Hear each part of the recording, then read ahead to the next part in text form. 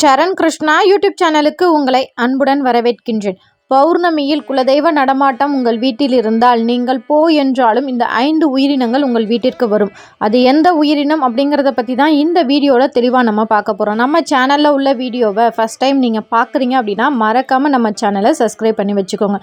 நம்ம சேனலில் தொடர்ந்து குலதெய்வ பதிவுகள், ஆன்மீக தகவல்கள் வந்து கொண்டே இருக்கும். வாங்க வீடியோக்குள்ளே போகலாம். பௌர்ணமி அப்படின்னாலே ரொம்பவே சக்தி வாய்ந்த நாள். குலதெய்வத்தை வணங்குவதற்கு மிக மிக உகந்த நாள் இந்த பௌர்ணமி தினம்தான். இந்த பௌர்ணமியில் உங்களுக்கு ஏதாவது ஒரு வேண்டுதல் சீக்கிரம் நடக்கணும் அப்படின்னா ஒரு 5 பௌர்ணமி 7 பௌர்ணமி தொடர்ந்து உங்கள் குலதெய்வ கோவிலுக்கு சென்று பொங்கல் வைத்து படையல் போட்டு வணங்கி விட்டு வாருங்கள். கண்டிப்பாக உங்கள் வேண்டுதல் சீக்கிரமாகவே நிறைவேறும். அவ்வளவு சக்தி வாய்ந்தது பௌர்ணமி தினம். அப்பேற்பட்ட பௌர்ணமி தினத்தில் குலதெய்வ கோவிலுக்கு போக முடியாதவர்கள் வீட்டிலேயே குலதெய்வத்தை நினைத்து தாராளமாக வழிபாடு செய்யலாம். அப்படி நம்ம குலதெய்வ நடமாட்டம் உங்கள் வீட்டில் இருந்துச்சு அப்படின்னா பௌர்ணமியில் அதிகமாக தெரியும். குலதெய்வத்தின் அறிகுறிகள்லாம் நிறையவே நம்ம வீட்டில் தெரியும். அப்படி குலதெய்வ நடமாட்டம் உங்கள் வீட்டில் இருக்கும்போது கட்டாயம் இந்த 5 உயிரினங்கள் உங்கள் வீட்டுக்கு வரும். உங்கள் குலதெய்வம் ஆண் தெய்வமாக இருந்தாலும் சரி, பெண் தெய்வமாக இருந்தாலும் சரி, கண்டிப்பாக இந்த 5 உயிரினங்கள் உங்கள் வீட்டுக்கு வர்றதை கண் கூட உங்களால் பார்க்க முடியும். முதல் உயிரினம் என்ன அப்படின்னு பார்த்தீங்கன்னா, உங்களுக்கு ஒரு பெண் தெய்வம் குலதெய்வம் அப்படின்னா கண்டிப்பாக சுமங்கலி பெண்கள் உங்கள் வீட்டுக்கு பௌர்ணமி தினத்தன்று வருவதை கண்கூட பார்க்க முடியும். அது மட்டும் இல்லை, நீங்கள் பூஜை செய்யும்போது சுமங்கலி பெண்கள் மங்கள பொருட்களான ஏதாவது ஒரு இனிப்பு வகையோ, பால், பூ இது போன்ற விஷயங்கள், அல்லது குங்குமம் இது போன்ற விஷயங்கள் உங்கள் வீட்டுக்கு கொண்டு வந்து கொடுக்குறாங்க அப்படின்னா நீங்கள் கட்டாயம் தெரிஞ்சுக்கோங்க, உங்கள் வேண்டுதல் விரைவில் நிறைவேற போகின்றது. அப்படி உங்கள் வீட்டுக்கு வர சுமங்கலி பெண்களை நீங்கள் அப்படியே அனுப்பாமல் நீங்கள் அன்றைய தினத்தில், அதாவது பௌர்ணமி தினத்தில் நீர் கொடுங்க, உங்களால் முடிந்த இனிப்புகள் கொடுங்க, குங்குமம் கொடுங்க, பூக்கள் கொடுங்க. இதெல்லாம் கொடுத்து நீங்கள் அனுப்பும்போது கண்டிப்பாக உங்கள் வேண்டுதல் விரைவில் நிறைவேறும். உங்கள் குலதெய்வமும் மனம் மகிழ்வதை உங்களால் காண முடியும். பொதுவாக உங்கள் வீட்டில் குலதெய்வம் நடமாட்டம் இருக்குது அப்படின்னாலே அன்றைய தினம் உங்கள் வீட்டில் உள்ள அனைவரும் ரொம்பவே மகிழ்ச்சியாக இருப்பாங்க. இதுதான் முதல் அறிகுறின்னு நம்ம சொல்லலாம்.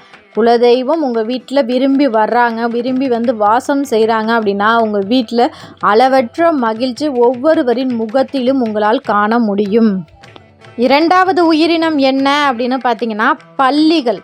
என்னங்க பல்லிகள்லாம் பார்க்குறதெல்லாம் பெரிய விஷயமா? எப்போதுமே பல்லிகள் வீட்டில் இருக்கிறது தானே. பல்லிகள் ஒரு வீட்டில் இருந்தாலே உங்கள் வீட்டில் தெய்வ சக்தி இருக்கின்றது அப்படிங்கிறத நீங்கள் தெரிஞ்சுக்கலாம். அதுவும் பௌர்ணமியில் சற்று பெரியதாக உள்ள பல்லிகள், நீங்கள் சாமி கும்பிடும்போது பல்லிகளின் சத்தம் இடுவது, இது அனைத்துமே உங்கள் குலதெய்வம் உங்கள் வீட்டுக்கு வர்றாங்க அப்படிங்கிறத உணர்த்துகின்றது. பல்லிகள், அதுவும் நீங்கள் தலைவாசலில் இருக்கும்போது, வெளியில் இருக்கும்போது பல்லிகள் சத்தம் கேட்டால் அப்போ தான் உங்கள் குலதெய்வம் உள்ளே வராங்க அப்படிங்கிறத நீங்கள் தாராளமாக தெரிஞ்சுக்கலாம். மூன்றாவது உயிரினம் என்ன அப்படின்னு பார்த்தீங்கன்னா குழந்தைகள். உங்கள் வீட்டுக்கு அடுத்த வீட்டு குழந்தைகள் ரொம்பவே விருப்பமாக வராங்க அப்படின்னா கண்டிப்பாக உங்கள் வீட்டில் ஒரு தெய்வ சக்தி இருக்குது, குலதெய்வ சக்தி இருக்கின்றது, குலதெய்வத்தின் நடமாட்டம் இருக்கின்றது அப்படிங்கிறத நீங்கள் தாராளமாக தெரிஞ்சுக்கலாம். நான்காவது உயிரினம் என்ன அப்படின்னு பார்த்தீங்கன்னா பசுமாடு தான். பசுமாடிற்கு கண்டிப்பாக குலதெய்வம் கண்ணிற்கு தெரியும், தெய்வ சக்தி கண்ணிற்கு தெரியும். நீங்கள் இஷ்ட தெய்வத்தை அந்த நாளில் வணங்கினாலும் கண்டிப்பாக பசுமாடோ இல்லை காளை மாடோ உங்கள் வீட்டில் வந்து வாசலில் வந்து நிற்கிறது, உங்களிடம் உணவு கேட்பது, உங்கள் வீட்டை பார்த்து கத்தி கொண்டே இருப்பது உங்கள் வீட்டில் தெய்வ சக்தி, குலதெய்வ நடமாட்டம் உங்கள் வீட்டில் இருக்கின்றது அப்படிங்கிறத உணர்த்துகின்றது. ஒரு சிலர் கேட்கலாம், இது என்னங்க குறிப்பிட்ட பௌர்ணமிக்கு மட்டும்தான் இதெல்லாம் தெரியுமா, இல்லை அனைத்து பௌர்ணமிகளுக்கும் தெரியுமா? அனைத்து பௌர்ணமிகளுக்கும் இந்த அறிகுறிகள் உங்கள் வீட்டில் கட்டாயம் தெரியும்.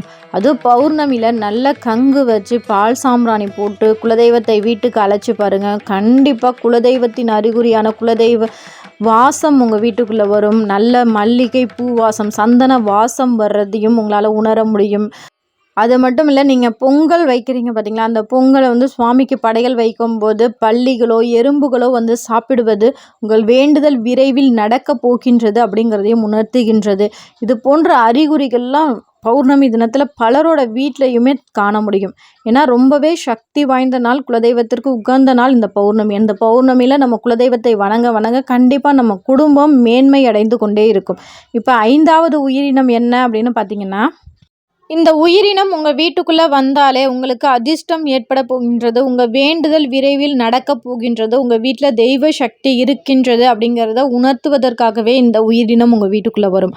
அது எந்த உயிரினம் அப்படின்னு பார்த்தீங்கன்னா, பச்சை நிற வெட்டுக்கிளி. இந்த வெட்டுக்கிளி உங்கள் வீட்டுக்குள்ளே வந்துச்சு அப்படின்னா கண்டிப்பாக உங்கள் வேண்டுதல் விரைவில் நடக்க போகின்றது அப்படிங்கிறத நீங்கள் தாராளமாக தெரிஞ்சுக்கோங்க. அது மட்டும் இல்லை, பௌர்ணமி தினத்தில் இந்த 5 உயிரினங்களில் ஒரு சில உயிரினங்கள் உங்கள் வீட்டுக்குள்ளே வந்தாலுமே நீங்கள் கட்டாயம் தெரிஞ்சுக்கோங்க, உங்கள் வீட்டில் தெய்வ சக்தி, உங்கள் குலதெய்வத்தின் நடமாட்டம் இருக்கின்றது அப்படிங்கிறத நீங்கள் தாராளமாக தெரிஞ்சுக்கலாம். பொதுவாக நீங்கள் பூஜை செய்யும்போது இந்த 5 உயிரினங்களில் எந்தெந்த உயிரினங்கள் உங்கள் வீட்டுக்குள்ளே வரும் அப்படிங்கிறத மறக்காமல் எங்களோட கமெண்ட் செக்ஷனில் ஷேர் பண்ணிக்கோங்க. இந்த வீடியோ உங்களுக்கு பயனுள்ளதாக இருக்கும் என்ற நம்பிக்கையில் மற்றொரு வீடியோவில் சந்திக்கிறேன். இந்த வீடியோ உங்களுக்கு பிடிச்சிருந்தால் லைக் பண்ணுங்கள், ஷேர் பண்ணுங்கள், மறக்காமல் சப்ஸ்கிரைப் பண்ணுங்கள். சரண் கிருஷ்ணா யூடியூப் சேனல். நன்றி, வணக்கம்.